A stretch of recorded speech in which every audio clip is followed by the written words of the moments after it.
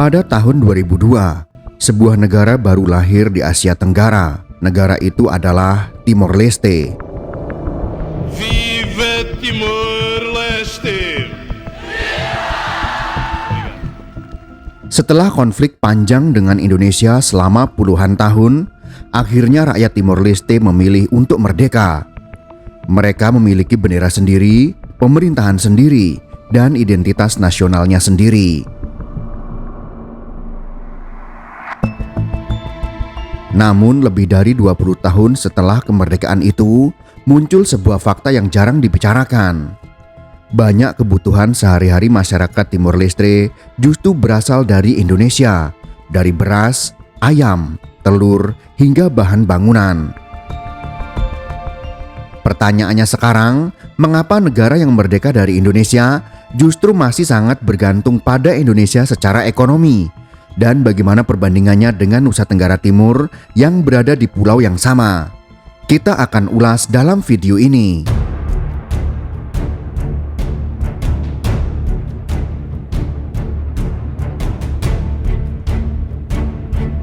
Kemerdekaan sering dipahami sebagai titik akhir dari sebuah perjuangan panjang. Ia menjadi simbol kemenangan sebuah bangsa atas penjajahan atau dominasi negara lain. Namun sejarah dunia memperlihatkan sebuah kenyataan yang lebih kompleks. Kemerdekaan politik tidak selalu berarti kemerdekaan ekonomi. Inilah kisah Timor Leste, sebuah negara kecil di ujung timur Kepulauan Nusantara yang berhasil memisahkan diri dari Indonesia pada tahun 2002. Setelah konflik panjang yang memakan banyak korban jiwa, rakyat Timor Leste akhirnya memperoleh hak menentukan nasib sendiri. Mereka memiliki negara, pemerintahan, dan identitas nasional sendiri. Namun lebih dari 2 dekade setelah kemerdekaan itu, muncul kenyataan yang sering dibicarakan oleh para ekonom dan pengamat kawasan. Timor Leste memang merdeka secara politik, tetapi secara ekonomi, ia masih sangat bergantung pada Indonesia.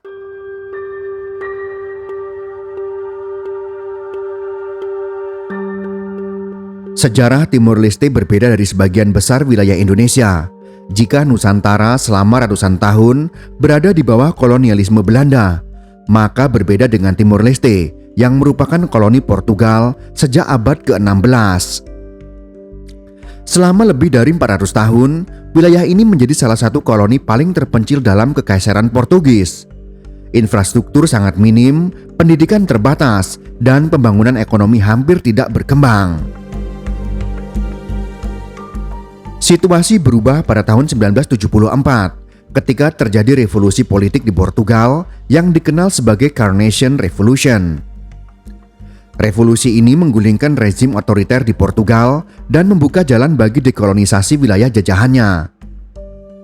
Di Timor Leste muncul berbagai kelompok politik lokal, antara lain Fretilin, UDT atau Uni Demokratik Timor, dan Apodeti. Kelompok Fretilin kemudian memproklamasikan kemerdekaan pada tahun 1975. Namun situasi dunia saat itu masih berada dalam bayang-bayang Perang Dingin. Pemerintah Indonesia khawatir bahwa negara baru ini akan menjadi basis ideologi kiri yang dapat mengganggu stabilitas kawasan.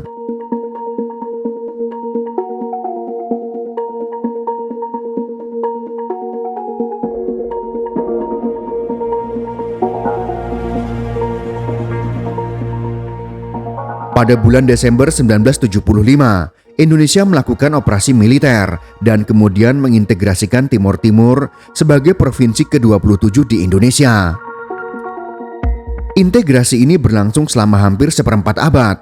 Namun konflik bersenjata dan ketegangan politik terus terjadi antara pemerintah Indonesia dan kelompok yang pro dengan kemerdekaan.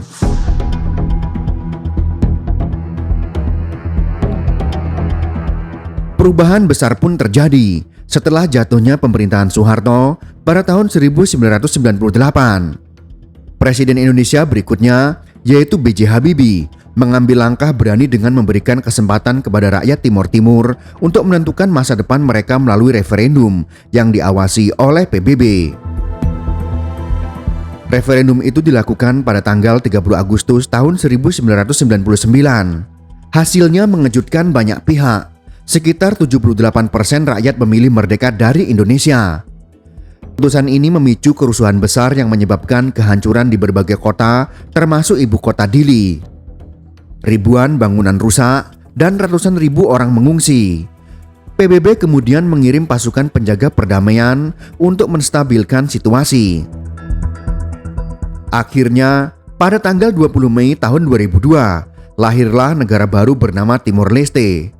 Tokoh perjuangan seperti Xanana Gusmão dan José Ramos Horta menjadi simbol kebangkitan bangsa tersebut. Harapan rakyat saat itu sangat besar. Banyak yang percaya bahwa negara kecil ini akan segera berkembang menjadi negara maju, kaya dan makmur seperti Singapura dan Brunei Darussalam.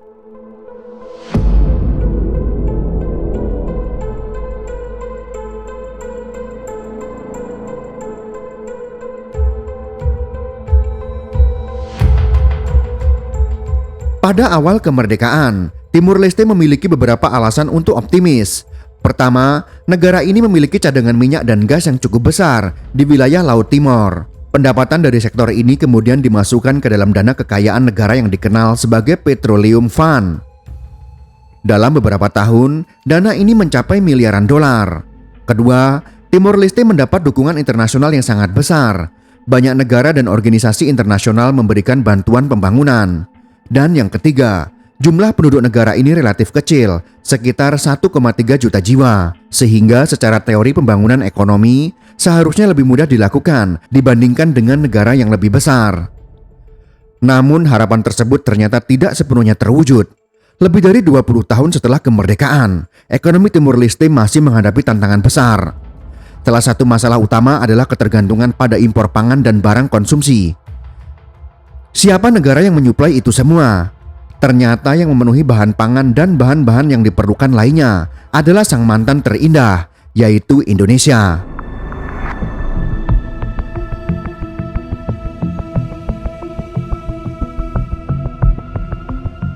Sebagian besar kebutuhan sehari-hari masyarakat Timor Leste berasal dari Indonesia, khususnya dari Provinsi Nusa Tenggara Timur.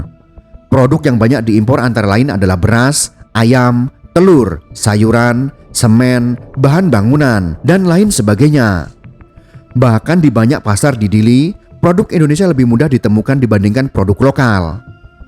Hal ini jelas karena Indonesia adalah negara besar dengan produksi terutama bahan makanan dan material bangunan yang melimpah dari Aceh sampai dengan Papua.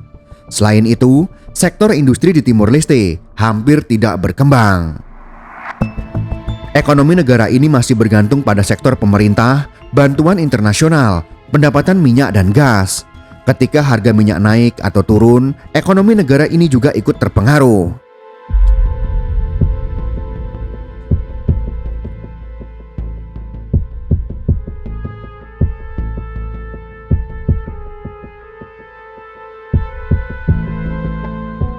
Perbandingan antara Timor Leste dan Nusa Tenggara Timur sangat menarik karena keduanya memiliki kondisi geografis yang hampir sama. Pulau Timor memiliki karakteristik iklim yang kering, tanah berbatu, musim hujan yang pendek. Namun hasil pembangunan pertanian di kedua wilayah tersebut cukup berbeda. Sebagai bagian dari Indonesia, NTT mendapat dukungan dari jaringan ekonomi nasional yang sangat besar, termasuk distribusi pangan dari berbagai daerah di Indonesia. Pemerintah Indonesia juga menjalankan berbagai program pembangunan seperti subsidi pangan dan energi, pembangunan irigasi, bantuan pupuk, pembangunan jalan, dan juga infrastruktur lainnya. Akibatnya, meskipun NTT masih tergolong provinsi dengan tingkat kemiskinan tinggi di Indonesia, ketahanan pangan wilayah ini relatif lebih stabil dan aman. Sebaliknya, Timor Leste sering mengalami kekurangan pangan musiman. Organisasi seperti World Food Program bahkan beberapa kali harus membantu distribusi makanan di wilayah pedesaan. Produksi pertanian di negara ini masih didominasi oleh jagung, singkong, dan tanaman subsisten. Produktivitasnya pun relatif rendah karena keterbatasan teknologi dan infrastruktur. Ironisnya, setelah kemerdekaan politik, hubungan ekonomi antara Timor Leste dan Indonesia justru malah semakin erat. Karena Indonesia sangat diuntungkan dengan mengekspor apapun yang dibutuhkan Timor Leste tanpa memikirkan subsidi apapun. Karena itu sudah menjadi tanggung jawab pemerintah Timor Leste. Indonesia kini menjadi mitra dagang terbesar Timur Leste, pemasok utama bahan makanan, dan jalur logistik terpenting. Setiap hari truk-truk dari Indonesia melintasi perbatasan di Mountain Border Crossing untuk mengirim berbagai kebutuhan pokok. Dari beras hingga bahan bangunan, banyak kebutuhan masyarakat Timor Leste bergantung pada perdagangan dengan Indonesia. Dengan kata lain, walaupun secara politik kedua negara terpisah, tapi secara ekonomi, hubungan mereka tetap sangat erat. Kondisi Timor Leste ini mencerminkan dilema yang sering dihadapi negara kecil yang baru saja merdeka. Kemerdekaan politik memberi kebebasan menentukan kebijakan sendiri, namun pembangunan ekonomi membutuhkan sumber daya manusia yang kuat, infrastruktur yang memadai, dan investasi jangka panjang. Tanpa itu, negara baru mudah terjebak dalam ketergantungan ekonomi terhadap negara tetangga yang lebih besar. Timor Leste merupakan contoh nyata bahwa kemerdekaan tidak selalu berarti kemandirian ekonomi. Negara ini berhasil meraih kemerdekaan politik setelah perjuangan panjang melawan Indonesia. Rakyatnya memiliki negara sendiri dan identitas nasional yang kuat. Namun dalam kehidupan ekonomi sehari-hari, hubungan dengan Indonesia tetap sangat penting dan boleh dikatakan sangat ketergantungan, terutama untuk bahan makanan dan kebutuhan sehari-hari. Sebagian besar kebutuhan pangan dan barang konsumsi masih berasal dari Indonesia, karena sektor industri domestik belum berkembang secara signifikan. Karena itu, dapat dikatakan bahwa Timor Leste memang merdeka secara politik, tetapi secara ekonomi, hubungan dengan Indonesia tetap menjadi bagian yang tidak terpisahkan dari kehidupan negara tersebut. Sejarah mungkin telah memisahkan kedua bangsa secara politik, tetapi geografi dan kebutuhan ekonomi terus menghubungkan mereka. Lalu menurut kalian, apakah suatu hari nanti Timor Leste bisa benar-benar mandiri secara ekonomi? Mandiri dalam ketahanan pangan dari hasil domestik tanpa harus impor dari Indonesia. Jika Indonesia dan negara penghasil pangan lainnya menghentikan suplai pangan, misalnya karena terjadi Perang Dunia Ketiga, apakah Timor Leste akan bisa bertahan? Biarkan waktu dan sejarah yang akan menjawabnya. Jika kalian suka dengan video ini, silakan berikan jempol ke atas. Dan jika kalian menganggap video ini bermanfaat, maka bagikanlah untuk teman-teman Anda yang lain. Terima kasih sudah menonton.